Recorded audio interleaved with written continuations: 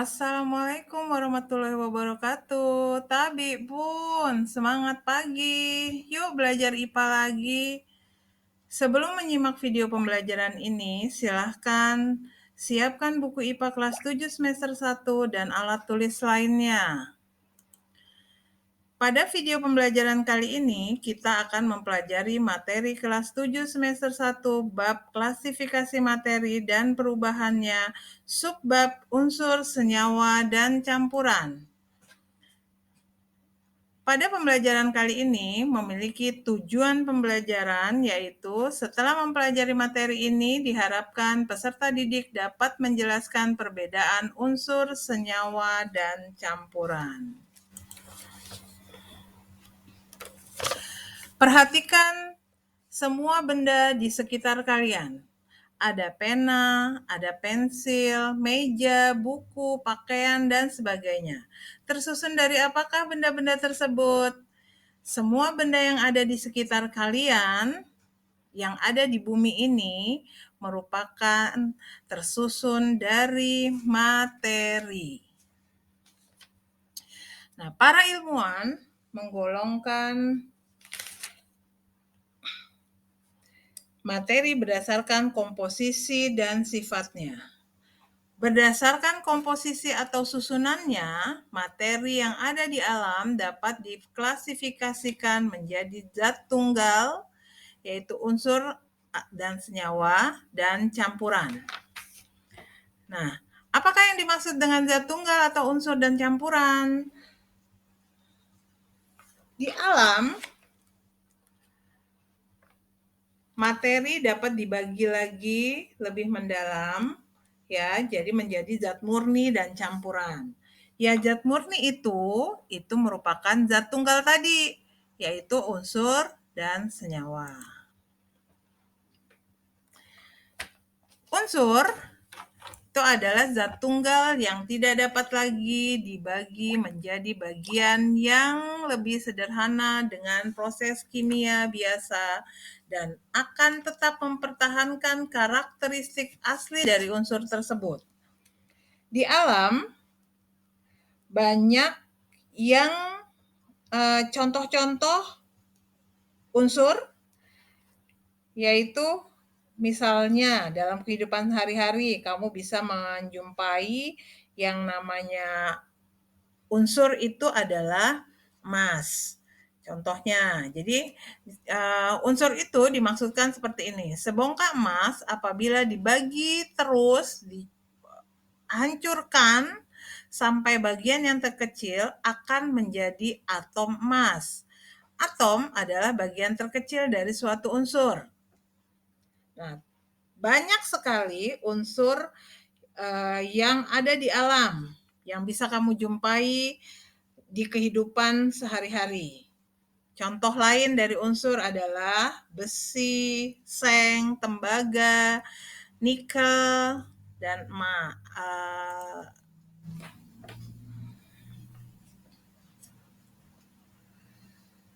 Ketika kamu akan belajar sesuatu, misalnya belajar alat musik, pasti kalian akan mempelajari simbol-simbol musik atau not baloknya.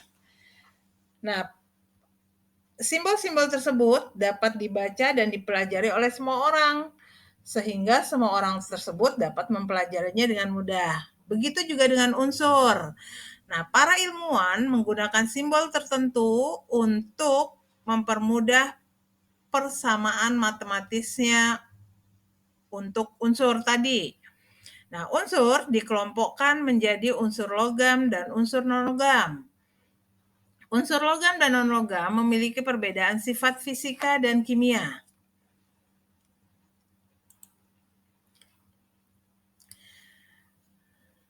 Unsur diberi nama dengan menggunakan simbol berdasarkan penemu pertamanya atau tempat ditemukannya unsur tersebut.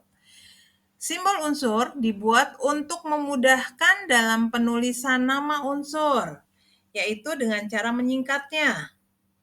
Yang pertama kali menemukan cara menuliskan simbol unsur itu adalah John Jacob Berzelius dengan aturan yang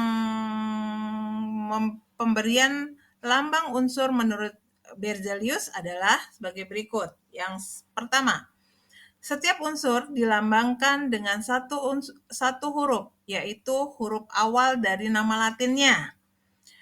Huruf awal ditulis dengan huruf kapital atau huruf besar. Yang ketiga, untuk unsur yang memiliki huruf awal sama, diberikan satu huruf kecil dari nama unsur tersebut. Contohnya, karbon, nama latinnya carbon, pakai C. Maka untuk unsur karbon dilambangkan dengan C besar. Nah, untuk kalsium ini dengan karbon itu sama awalnya. Maka untuk kalsium dilambangkan dengan Ca. C besar, A kecil, diambil huruf keduanya A. Kenapa Ca? Karena nama latin kalsium adalah calcium.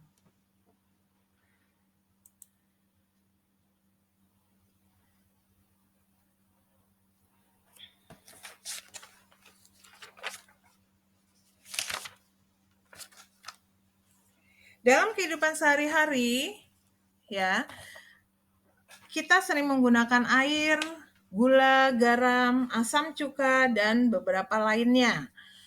Garam untuk masak, kita selalu menggunakan garam. Kemudian air selalu kita gunakan untuk minum. Kalau kita haus, maka kita minum air.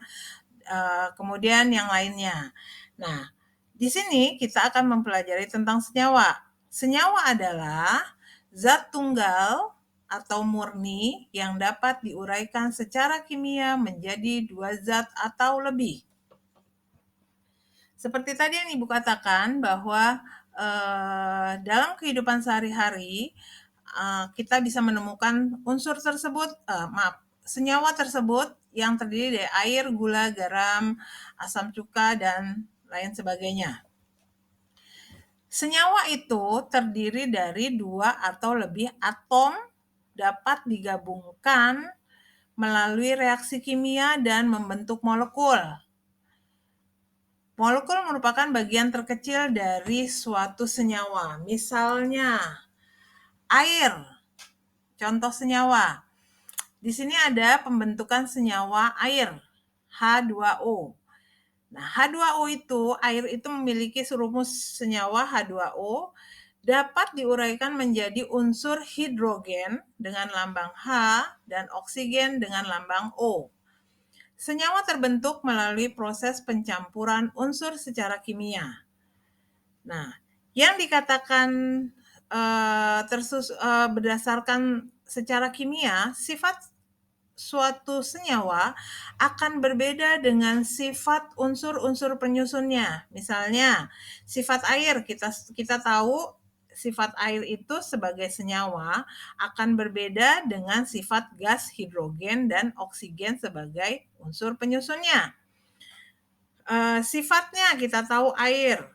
Ya, air itu bisa digunakan untuk memadamkan api. Sedangkan gas hidrogen merupakan zat yang mudah terbakar dan oksigen merupakan zat yang diperlukan dalam pembakaran. Sekarang kita masuk ke dalam campuran. Untuk campuran yang sering kita lihat dalam kehidupan sehari-hari, yang sering kita jumpai dalam kehidupan sehari-hari itu adalah susu coklat. Pernah minum susu coklat? Kemudian pernah membuat bakwan? Kemudian ada air sungai, ada udara, kemudian garam beriodium. Itu contoh campuran.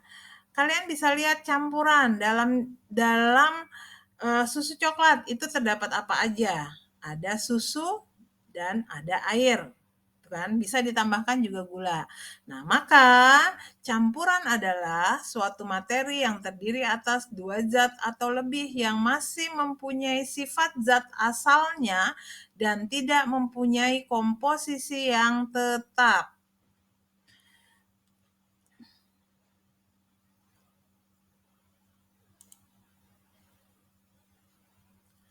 Jenis-jenis campuran. Terdapat dua jenis campuran, yaitu campuran homogen dan campuran heterogen. Campuran homogen adalah campuran yang tidak dapat dibedakan zat-zat yang tercampur di dalamnya. Campuran homogen ini biasanya sering disebut sebagai larutan.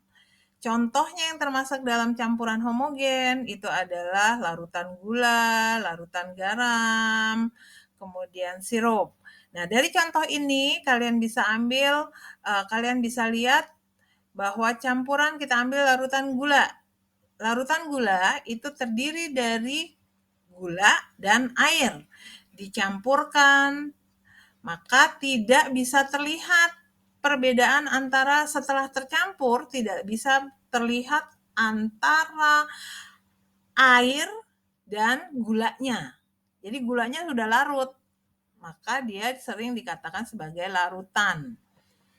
Nah, larutan terdiri atas zat pelarut dan zat terlarut. Dalam hal contoh larutan gula, yang sebagai zat pelarut itu adalah gula. Yang sebagai zat pelarut itu adalah air, dan zat yang terlarut adalah gula.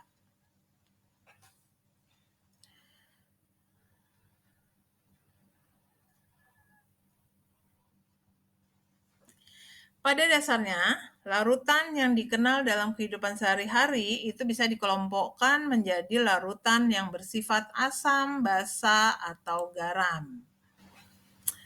Larutan asam. Larutan asam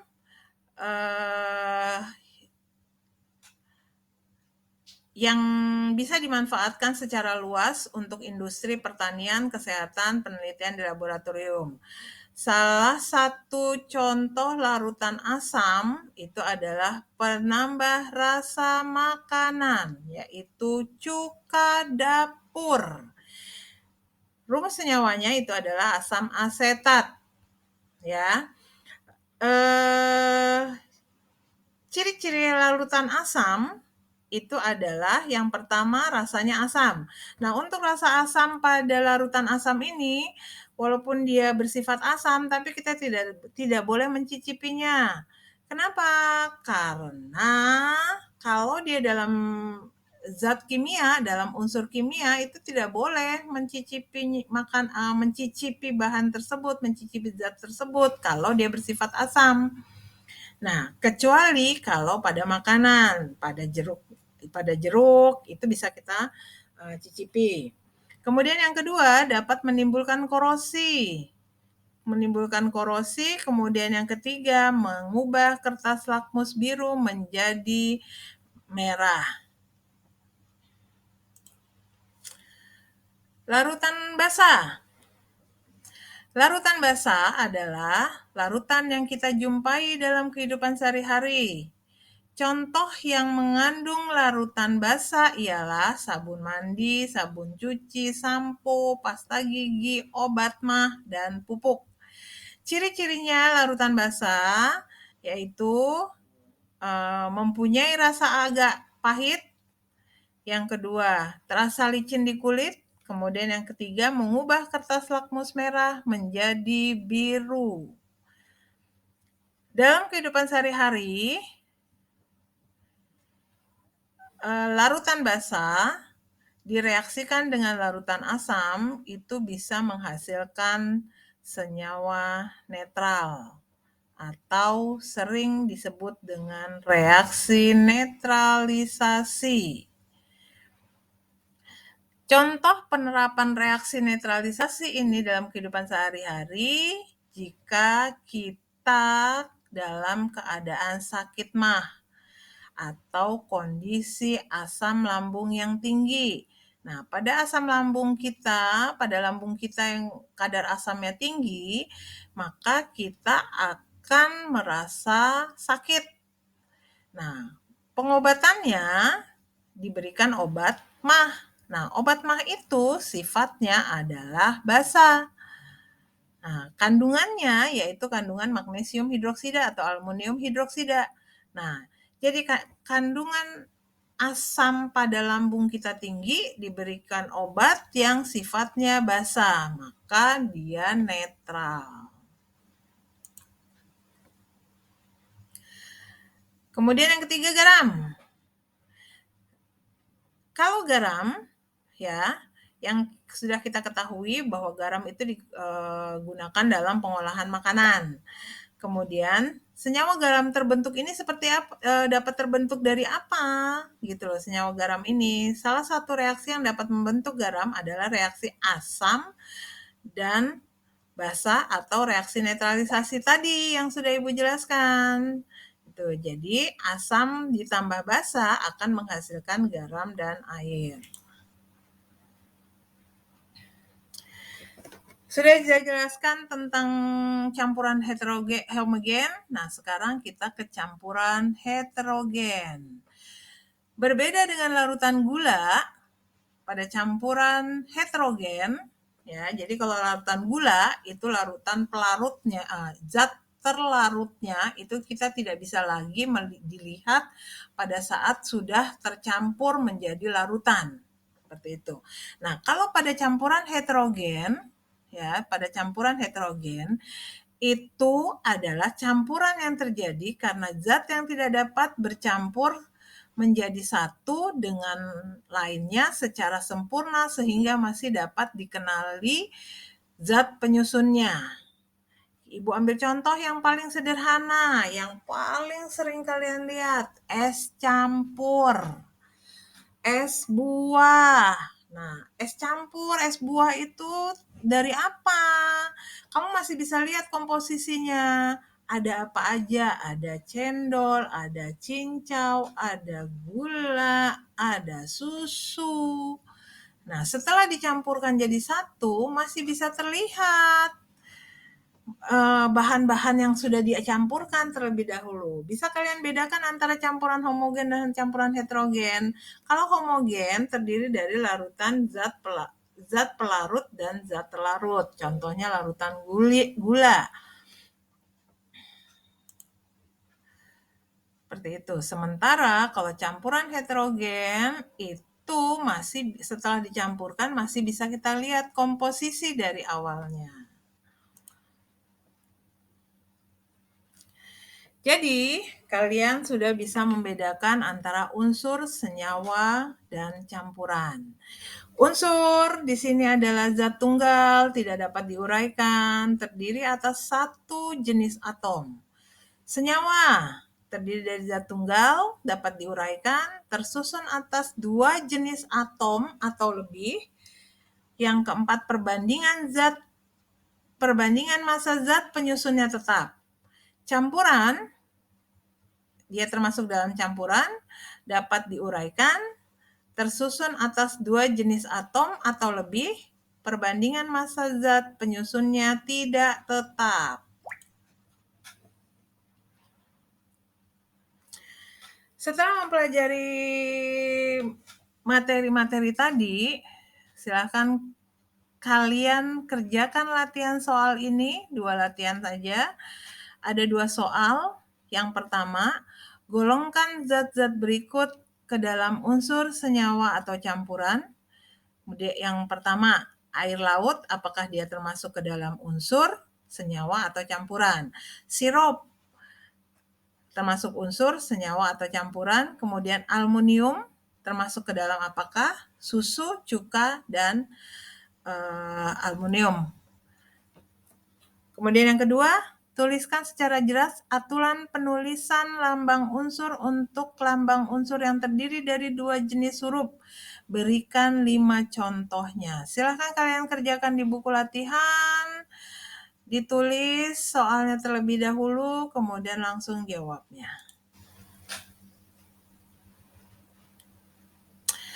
Kemudian kita lakukan percobaan yang sederhana ini ya anak-anak. Lihat ada mengetahui perbedaan campuran homogen dan heterogen. Langkah-langkah yang harus dilakukan. Yang pertama, masukkan 1 sendok gula ke dalam segelas air, aduk hingga merata dan larut. Beri label gelas X.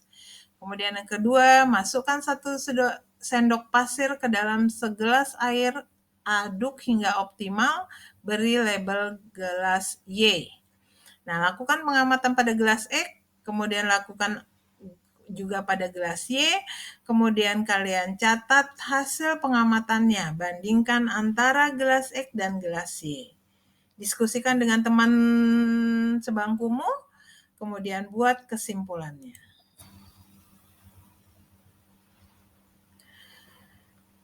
Nah, ini ada unsur dalam bentuk grafisnya, silahkan kalian tonton, kalian simak video berikut ya.